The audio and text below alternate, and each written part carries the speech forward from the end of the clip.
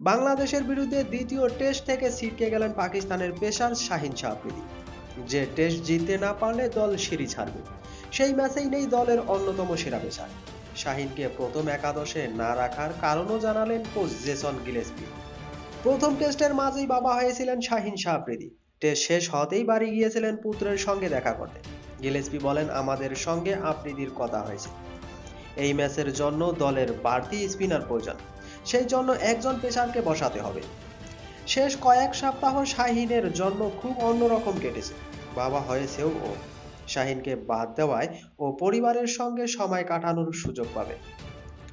অস্ট্রেলিয়ার প্রাক্তন পেসার জানিয়েছেন যে শাহিন আরও নিখুঁত হওয়ার জন্য আজহার মাহমুদের কাছে প্রশিক্ষণ নিচ্ছেন। দল চাইছে আগামী দিনে ক্রিকেট মাঠে তিনি নিজের সেরাটা দিবেন। 2022 সালের পর থেকে শাহিন মাত্র 6টি টেস্ট খেলেছেন। হাঁটুর চোটের কারণে খেলতে পারছিলেন না তিনি।